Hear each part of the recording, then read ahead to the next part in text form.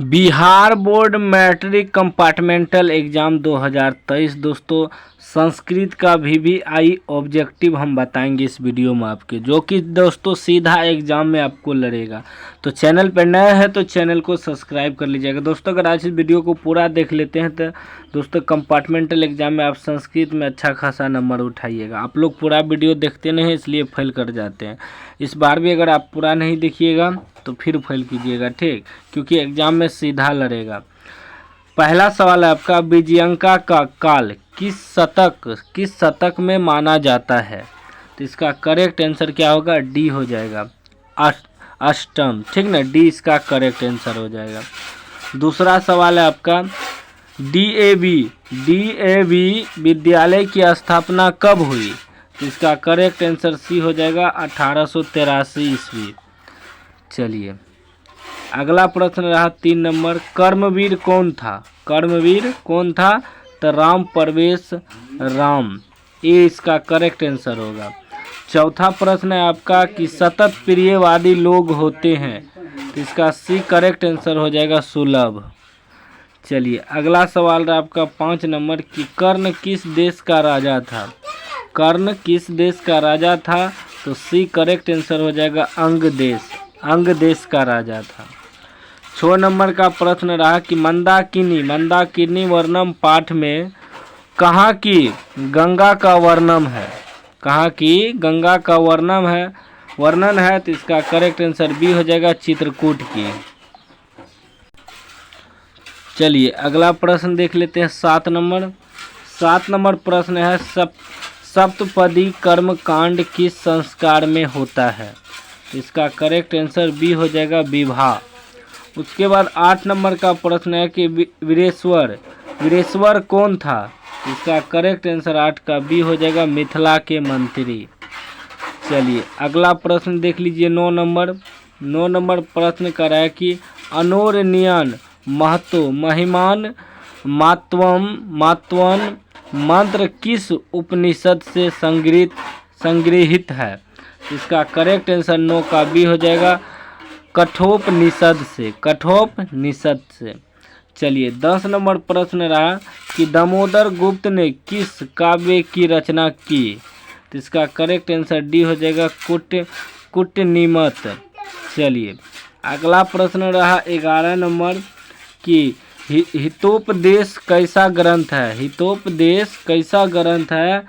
तो बी इसका correct answer हो जाएगा, बाल कथा ग्रंथ। उसके बाद 12 नंबर का प्रश्न रहा कि पंडिता क्षमा राव द्वारा रचित सत्याग्रह गीता किसके दर्शन द्वारा प्रभावित है? तो इसका करेक्ट आंसर ये हो जाएगा, महात्मा गांधी।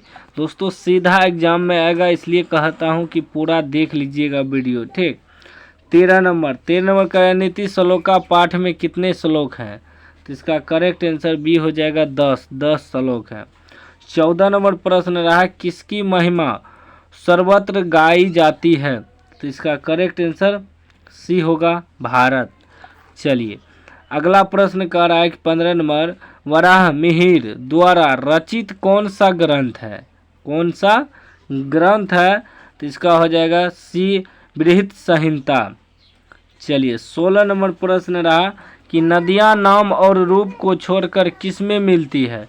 नदियाँ नाम और रूप को छोड़कर किस में मिलती है? तो इसका करेक्ट आंसर ए हो जाएगा, समुद्र में।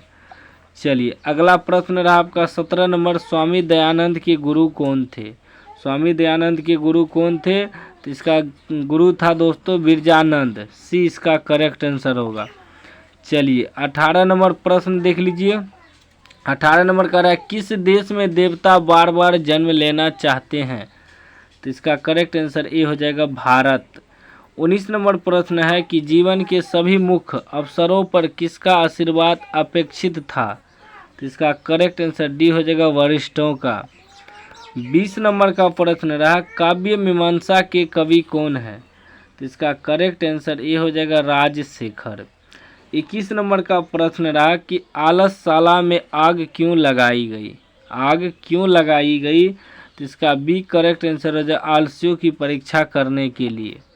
उसके बाद देखिए 22 नंबर का प्रश्न रहा लोभ के दुष्परिणाम का वर्णन किस पाठ में है? तो इसका सी करेक्ट आंसर हो जाएगा व्याघ्रपथिक कथा। चलिए 23 नंबर प्रश्न रहा, कर्मकांड ग्रंथ किस शास्त्र के अंतर्गत है? तो इसका करेक्ट आंसर बी होगा कल्प। चलिए आगे देख लीजिए 24 नंबर प्रश्न रहा, विजय भट्टारिका किसकी पत्नी थी? तो इसका करेक्ट आंसर ये हो जाएगा चंद्रादित्य। 25 नंबर का प्रश्न रहा कि वेर से वैर का समन क्या है? तो इसका करेक्ट आंसर बी हो जाएगा असंभव। चलिए अगला प्रश्न देख लीजिए 26 नंबर कह रहा है कि लक्ष्मी किसका वर्ण करती है? तो इसका करेक्ट आंसर दोस्तों बी होगा उद्योगी पुरुष। चलिए आगे देख लेते हैं, चैनल को सब्सक्राइब नहीं किए तो सब्सक्राइब कर लीजिएगा। 27 नंबर का प्रश्न है, मंदाकिनी वर्णम पाठ के कवि कौन है? तो इसका करेक्ट आंसर सी हो जाएगा वाल्मीकि।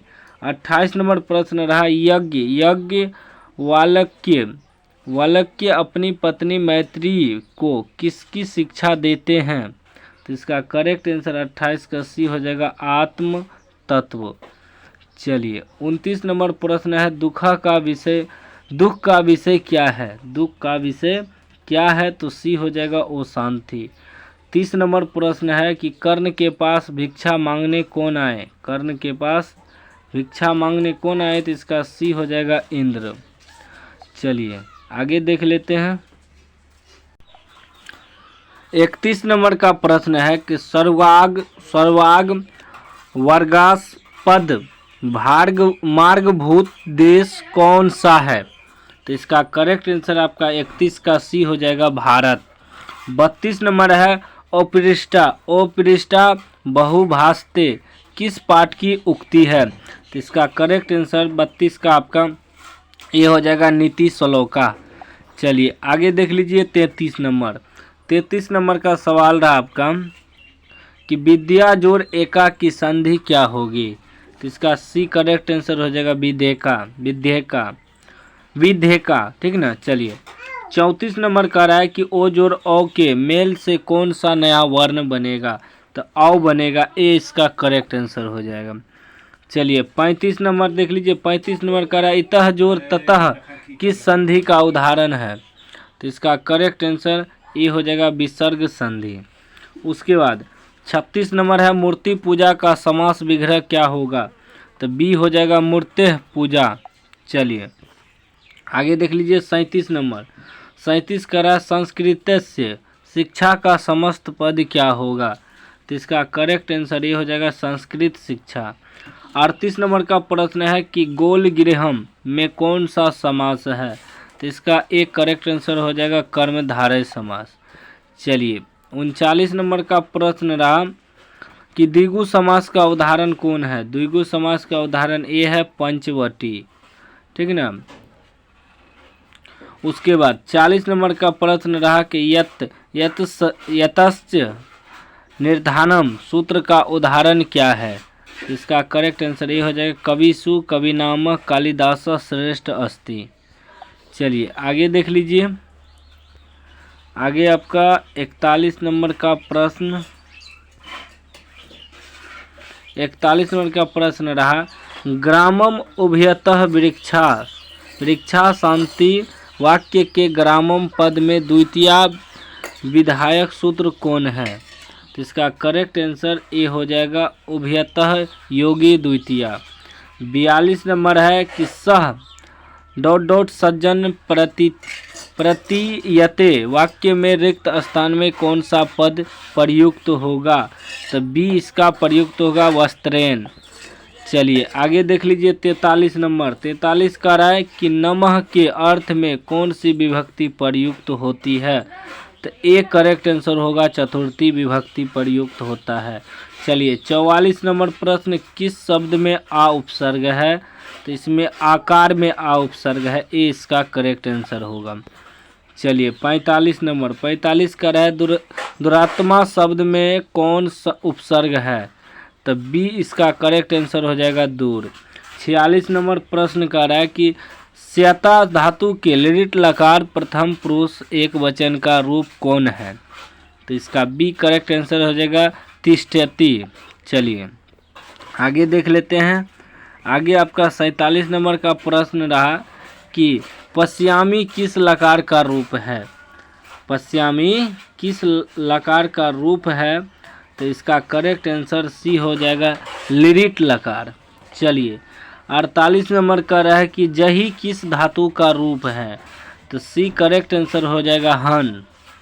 चलिए आगे देख लेते हैं। 49 नंबर का रहा है कि मातरम में कौन सा विभक्ति है, तो इसका द्वितीय विभक्ति है, सी करेक्ट आंसर हो जाएगा। चलिए आगे देख लेते हैं। 50 नंबर का रहा है नदीसु किस शब्द का रूप है, तो नदीसु नदी शब्द का रूप है, एक करेक्ट आंसर होगा। चलिए 51 नंबर का रहा है साधु शब्द के सप्तमी एक वचन का रूप कौन है, तो इसका करेक्ट आंसर बी हो जाएगा, साधो। चलिए आगे देख लीजिए। 52 नंबर का रहा है गम जोड़ सत्री, सत्री से कौन सा शब्द बनेगा, तो इसका बी करेक्ट आंसर हो जाएगा, गच्छन। 53 नंबर का रहा है कि पठतम में कौन प्रत्यय है, पठतम में कौन प्रत्यय है, तो बी हो जाएगा, ल्यूट। चलिए आगे देख लेते हैं। 54 नंबर का रहा है नागरिक में कौन सा तदित प्रत्यय है, तदित प्रत्यय है, तो इसका करेक्ट आंसर डी हो जाएगा, तल। 55 का रहा है राष्ट्रीय जोड़ ईय से कौन सा शब्द बनेगा, तो ए इसका करेक्ट आंसर हो जाएगा, राष्ट्रीय। चलिए 56 नंबर का रहा है कि मूसक जोड़ टाप से कौन सा शब्द बनेगा, तो इसका करेक्ट आंसर सी हो जाएगा, मूसिका। 57 का रहा है कि श्रीमती में कौन सा स्त्री प्रत्यय है, तो ए इसका करेक्ट आंसर हो जाएगा, डीप। उसके बाद देखिए 58 का रहा है कि इंद्राणी में कौन सा स्त्री प्रत्यय है, तो इंद्राणी में आपका बी करेक्ट आंसर हो जाएगा, डीप। 59 में कर है लभ धातु के लट लकार प्रथम पुरुष एक वचन का रूप कौन है, ठीक ना, तो इसका करेक्ट आंसर बी हो जाएगा, लभते। ठीक। 60 नंबर का प्रश्न देख लीजिए। 60 नंबर का रहा है कि भूह प्राभ सूत्र का उदाहरण है, तो इसका एक करेक्ट आंसर हो जाएगा, हिमालयात गंगा प्रवती। ठीक दोस्तों, 60 में आपको बहुत ऑब्जेक्टिव लड़ेगा, 60 आपको रट के जाना है। ठीक।